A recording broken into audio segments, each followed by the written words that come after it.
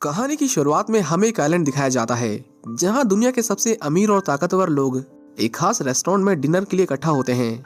ये रेस्टोरेंट उन अमीर लोगों के लिए है जो अपनी दौलत से ऊब चुके हैं और अपनी जिंदगी में कुछ नया और रोमांचक तलाश कर रहे हैं। वो अक्सर इस रेस्टोरेंट में आया करते थे, लेकिन आज रात उन्हें जो खिलाया जाने वाला था वो उससे पूरी तरह अनजान थे। इस रेस्टोरेंट के शेफ जूलियन स्लोविक अपने मेहमानों को एक खौफनाक कहानी साझा करते हैं। वो बताते हैं कि कैसे उन्होंने एक बार अपने पिता का गला काटकर उन्हें मार डाला और उस दिन को याद करते हुए वो एक खास डिश मेहमानों के सामने पेश करते हैं। डिश को देखकर सभी लोग चौंक जाते हैं क्योंकि उन्होंने आज से पहले ऐसी डिश कभी नहीं खाई थी। फिर हमें दिखाया जाता है कि आखिर ये लोग इस रेस्टोरेंट में आए कैसे। हम एक अमीर नौजवान टायलर को देखते हैं जो अपनी गर्लफ्रेंड मार्गोट को एक खास डिनर डेट पर ले जाने की सोचता है। ये डिनर एक खास रेस्टोरेंट में है जो शेफ स्लोविक के प्राइवेट आइलैंड पर है। टाइलर और मार्गो एक नाव से आइलैंड पर पहुंचते हैं जहां उनके साथ दूसरे अमीर और नामचीन लोग भी मौजूद होते हैं। ये सभी मेहमान बहुत खास हैं क्योंकि शेफ ने आज रात का डिनर बहुत सोच समझकर प्लान किया था। उनकी गेस्ट लिस्ट में एक फूड क्रिटिक और उसका न्यूज़पेपर एडिटर, एक फिल्म स्टार और उसकी असिस्टेंट, 3 बड़े बिजनेस पार्टनर्स और एक रिच कपल रिचर्ड और एनी शामिल है। यहाँ मार्गो और रिचर्ड के बीच एक अजीब सा तनाव नजर आता है, जैसे वो एक दूसरे को पहले से जानते हों, लेकिन दोनों में से कोई भी इस बारे में कुछ नहीं कहता। जैसे ही उनका ग्रुप आइलैंड पर पहुंचता है, एल्सा नाम की एक वेट्रेस उनका स्वागत करती है और उन्हें इस रेस्टोरेंट और इस आइलैंड के बारे में बताती है। एल्सा कहती है कि रेस्टोरेंट के वर्कर्स एक परिवार की तरह रहते हैं और सुबह 6 बजे से लेकर रात 2 बजे तक एक साथ काम करते हैं। मेहमानों को स्टाफ के रहने की जगह भी दिखाई जाती है और हम यहाँ नोटिस करते हैं कि यहाँ के लोग हद से ज्यादा डिसिप्लिन थे। आखिरकार मेहमान रेस्टोरेंट के अंदर पहुँचते हैं। किचन में हर शेफ अपने काम में पूरी लगन से लगा हुआ है। जैसे ही मेहमान अपनी अपनी सीट पर बैठते हैं, एल्सा उन्हें सख्ती से बताती है कि वे आज रात सर्व की जाने वाली किसी भी डिश की तस्वीरें ना लें, क्योंकि शेफ स्लोविक मानते हैं कि उनकी डिश एक ऐसी आर्ट है जिन्हें उन्हें चख कर, देख कर और सूंघ कर रियल टाइम में एक्सपीरियंस करना होगा और वो नहीं चाहते कि फोटो खींचकर उनके डिश की तौहीन की जाए। थोड़ी देर बाद शेफ स्लोविक किचन में आते हैं। एल्सा उन्हें बताती है कि टाइलर नाम का एक लड़का अपने साथ एक अनरजिस्टर्ड गेस्ट को लाया है। यहाँ मार्गो की बात हो रही थी जिसका नाम गेस्ट लिस्ट में नहीं था। असल में टाइलर ने ये टेबल 1 साल पहले बुक की थी जब वो किसी और लड़की के साथ रिलेशनशिप में था, पर किसी वजह से वो टाइलर के साथ नहीं आई। ये सुनकर शेफ के चेहरे पर गुस्सा दिखता है, लेकिन वह इसे नजरअंदाज कर देते हैं। डिनर की शुरुआत होती है। पहला डिश परोसा जाता है और सभी मेहमान उसे चखने लगते हैं। टाइलर चुपके से डिश की तस्वीर खींचने की कोशिश करता है, जबकि मार्गो इस डिश और इस रेस्टोरेंट को कुछ खास तवज्जो नहीं देती। दूसरे डिश के साथ स्लोविक खुद मेहमानों से बात करते हैं। वो कहते हैं कि खाना सिर्फ खाने के लिए नहीं, बल्कि उसे महसूस करने और सराहने के लिए होता है। उनकी बात से सभी लोग गहरी सोच में पड़ जाते हैं। टाइलर, जो शेफ स्लोविक का बहुत बड़ा फैन था, उनकी बात सुनकर इमोशनल हो जाता है, लेकिन मार्गो उसकी फूड को एवरेज और बेस्वाद बताती है। ये सुनकर टाइलर को बुरा लगता है क्योंकि वो इस रेस्टोरेंट और शेफ का दीवाना है। जैसे जैसे रात आगे बढ़ती है, रेस्टोरेंट का माहौल और भी सीरियस और मिस्टीरियस होता जाता है। हर डिश के साथ स्लोविक एक डीप और डार्क कहानी सुनाते हैं। ऐसा लगता है कि हर डिश का एक गहरा मतलब है और वो सिर्फ स्वाद के लिए नहीं, बल्कि किसी मैसेज के लिए तैयार की गई हैं। मार्गो को महसूस होने लगता है कि इस जगह पर कुछ तो अजीब है। वो दूसरे मेहमानों के अतीत को लेकर भी बेचैन हो जाती है, खासकर रिचर्ड के बारे में, जिसे वो जानती थी। इसके बाद मेहमानों को 5 अलग अलग तरह की सॉस परोसी जाती है, लेकिन साथ में रोटी नहीं दी जाती। शेफ स्लोविक का मानना था कि रोटी गरीबों का खाना है। सारे बिजनेसमैन दोस्त इस बात को बेतुका समझते हैं और रोटी की मांग करते हैं, लेकिन जब एल्सा मना कर देती है तो वे धमकी देते हैं कि वो इस रेस्टोरेंट को बंद करवा देंगे क्योंकि उसका दोस्त इसे फंड करता है। एल्सा पर इस धमकी का असर नहीं होता। वो साफ कहती है कि उन्हें वही खाना होगा जो उन्हें दिया जा रहा है। मार्गो, जिसे एक कॉन्सेप्ट बिल्कुल पसंद नहीं आता, खाना खाने से मना कर देती है। स्लोविक उसका ध्यान खींचते हैं और पूछते हैं कि क्या सब ठीक है। मार्गो बिना डरे जवाब देती है कि खाने के लिए यहाँ कुछ खास है ही नहीं। इसके बाद शेफ एक कोने में बैठी अपनी माँ के पास जाते हैं जो अकेले शराब पी रही होती हैं। वहीं मार्गो बार बार एक अमीर आदमी रिचर्ड को देखती रहती है। ये देखकर रिचर्ड की वाइफ एनी को बहुत अजीब लगता है, लेकिन रिचर्ड बात को हंसी में टाल देता है।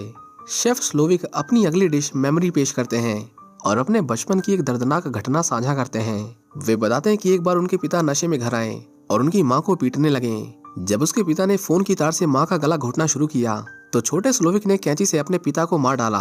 ये कहानी सुनकर गेस्ट थोड़े अनकंफर्टेबल हो जाते हैं, लेकिन जल्द ही वे इसे मजाक समझकर नजरअंदाज कर देते हैं। इसके बाद सभी को टाकोस परोसे जाते हैं। हर टाको पर एक तस्वीर छपी होती है जो मेहमानों की जिंदगी की गहरी यादों को सामने लाती है। फूड क्रिटिक के टैको पर उन रेस्टोरेंट की तस्वीरें थीं जिन्हें उसने खराब रिव्यू दिए थे।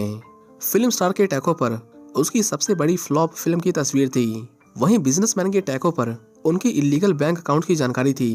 ये देखकर बिजनेसमैन भड़क जाते हैं और पूछते हैं कि उन्हें ये जानकारी कैसे मिली। फिर वो धमकी देना शुरू कर देते हैं, लेकिन एल्सा उन्हें अनसुना कर देती है। एनी के टैको पर रिचर्ड की तस्वीर थी जिसमें वो एक अनजान लड़की के साथ बैठा था। एना उसे जवाब मांगती है, लेकिन रिचर्ड उसे झूठ कहकर इस बात को टाल देता है। टायलर के टैको पर उसकी ही तस्वीर होती है जिसमें वो चोरी छिपे डिश की फोटो खींच रहा था। वो घबरा जाता है और सोचता है कि क्या उसे माफी मांगनी चाहिए, लेकिन मार्गो को शेफ का सबकी पर्सनल लाइफ को इस तरह एक्सपोज करना पसंद नहीं आता। वो खाना वापस भेजने की बात करती है, लेकिन टायलर उसे रोक लेता है और कहता है कि बेवकूफी मत करो, मैंने इस दिन के लिए 1 साल तक इंतजार किया और भूलो मत कि इसके पैसे मैंने भरे हैं। ये सुनकर मार्गो नाराज होकर टेबल से उठ जाती है और अपना गुस्सा शांत करने के लिए वॉशरूम जाती है। वॉशरूम में स्लोविक मार्गो के पास आते हैं और उससे पूछते हैं कि वो कौन है। वो बताती है कि वो मार्गो है, लेकिन स्लोविक कहते हैं कि उसे आज यहाँ नहीं होना चाहिए था। मार्गो घबराई हुई अपनी सीट पर लौटती है। स्लोविक अगली डिश अनाउंस करते हैं जिसे उनके स्टूडेंट जेरमी ने बनाया था। पहले तो वे उसकी तारीफ करते हैं, लेकिन फिर कहते हैं कि जेरमी कभी एक महान शेफ नहीं बन सकता क्योंकि उसके अंदर खुद की पहचान नहीं है।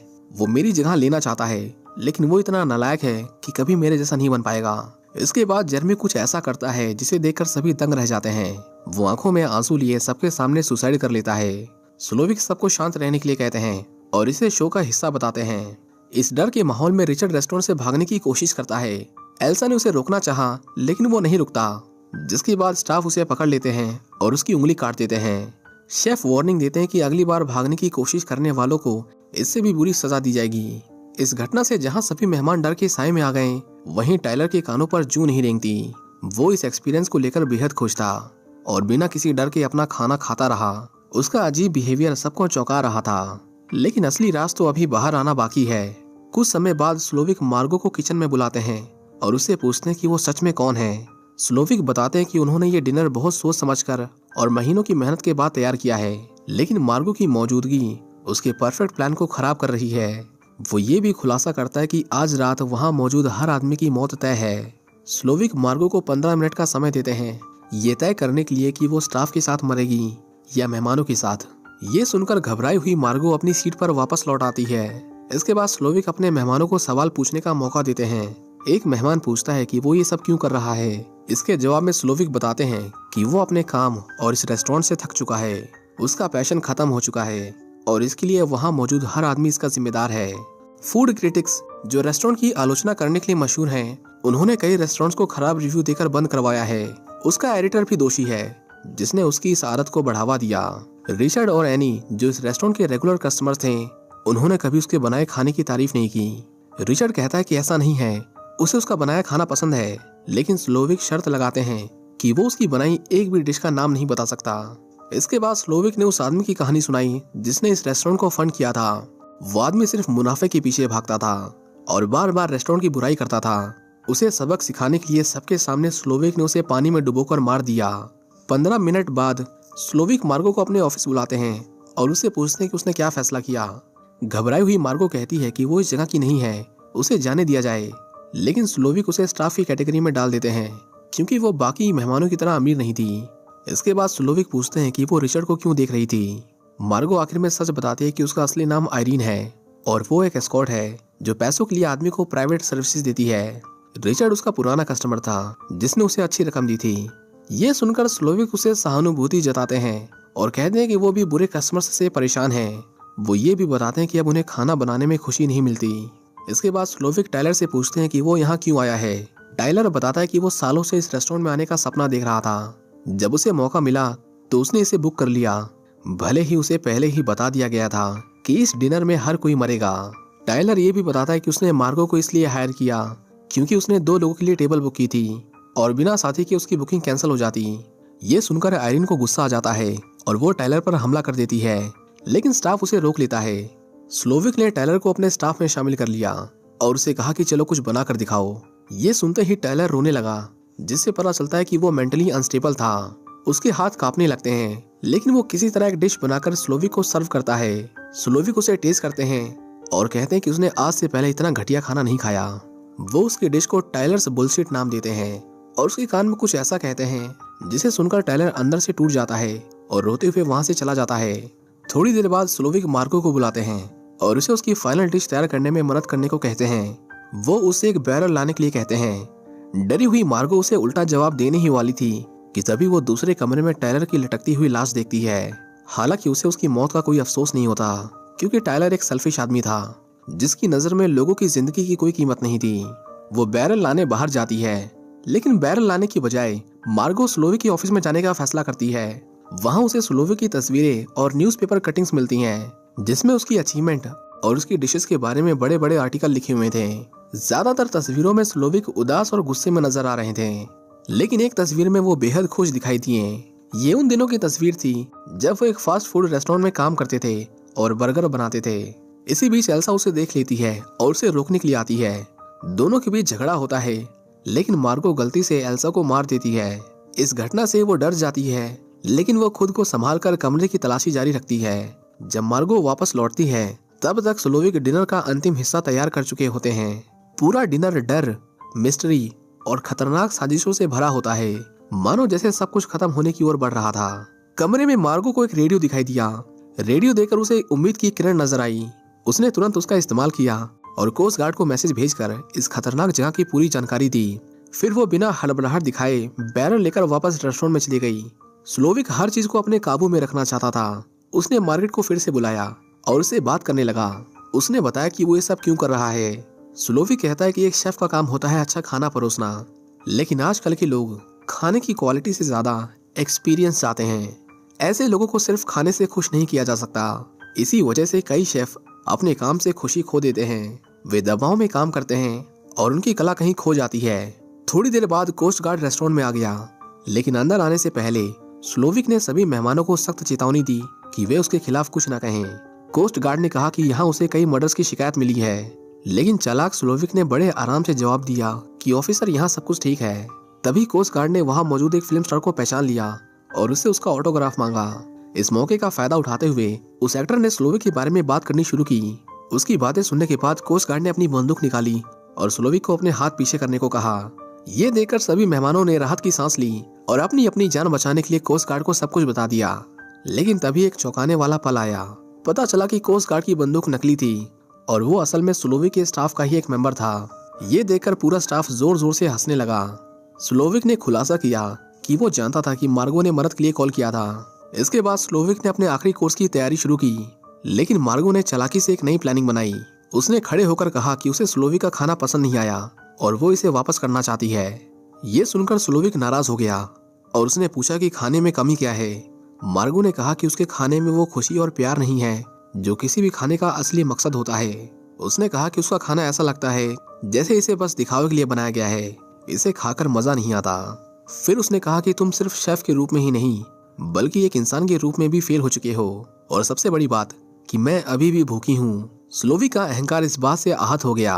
उसने गुस्से में पूछा कि वो आखिर क्या खाना चाहती है, जिसके बाद मार्गो ने उससे एक अमेरिकन चीज बर्गर और फ्रेंच फ्राइज की मांग की। स्लोविक रसोई में गया और खुद अपने हाथों से बर्गर बनाने लगा। बर्गर बनाते समय उसे अपने पुराने दिनों की याद आ गई जब वो एक मामूली फास्ट फूड रेस्टोरेंट में काम करता था। तब वो बहुत खुश था और संतुष्ट महसूस करता था। जब बर्गर तैयार हुआ तो उसने इसे मार्गो को परोसा। मार्गो ने बर्गर खाया और पहली बार स्लोविक के खाने की तारीफ की। उसने कहा कि उसका बर्गर बहुत टेस्टी है। ये सुनकर स्लोविक के चेहरे पर खुशी आई जो उसने शायद कई सालों से महसूस नहीं की थी। इसके बाद मार्गो ने कहा कि बर्गर इतना बड़ा है कि वो उसे पूरा नहीं खा सकती। उसने स्लोविक से पूछा कि क्या वो इसे पैक करवा सकती है। स्लोविक ने थोड़ी देर सोचा और फिर इसे पैक करने के लिए तैयार हो गया। पैक किया हुआ बर्गर लेकर मार्गो रेस्टोरेंट से बाहर निकलने लगी। बाहर जाते हुए उसने एक पल के लिए रुककर बाकी मेहमानों की ओर देखा। वो सोच रही थी कि क्या उसे उनकी मदद करनी चाहिए या खुद की जान बचानी चाहिए, लेकिन एनी ने उसे वहां से जाने का इशारा किया। मार्गो ने एक नाव ली और उस रेस्टोरेंट से दूर चली गई। रेस्टोरेंट के अंदर स्लोविक ने सभी मेहमानों को धन्यवाद किया। उसने कहा कि वे सभी उसकी कला और जीवन के विनाश का कारण हैं। अब वो उसकी आखिरी डिश का हिस्सा बनने वाले हैं। स्लोविक और उसके स्टाफ ने अंतिम डिश की तैयारी शुरू कर दी।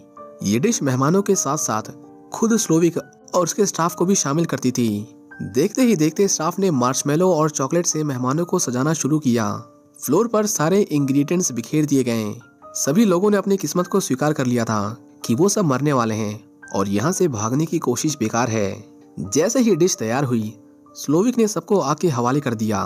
मार्गो नाव पर बैठी दूर इस भयानक नजारे को देख रही थी। रेस्टोरेंट जलकर राख हो गया और उसके साथ सारे एविडेंस खत्म हो गए। लेकिन मार्गो के मन में हमेशा ये सवाल रहेगा कि क्या उसने सही किया, क्या वो बाकी लोगों को बचा सकती थी। इस कहानी के जरिए हमें ये बताने की कोशिश की गई है कि हमें हमेशा दूसरों के काम की कदर करनी चाहिए। स्लोविक के मेहमानों में वो सभी लोग शामिल थे जिन्होंने कभी न कभी उसे परेशान किया था, फिर चाहे वो रिव्यू देने वाले क्रिटिक्स हों या फिर उसके इन्वेस्टर्स जिन्होंने हमेशा उसके रेस्टोरेंट को बंद करने की धमकी दी। उसका दिल तब टूट गया जब उसे पता चला कि उसके खुद के कस्टमर्स उसकी फूड को एंजॉय नहीं करते हैं, वो बस यहाँ अपने स्टेटस के लिए आते हैं। स्लोविक समझ गया था कि वो किसी को खुश नहीं कर सकता और इस तरह उसने सब कुछ खत्म करने का सोचा।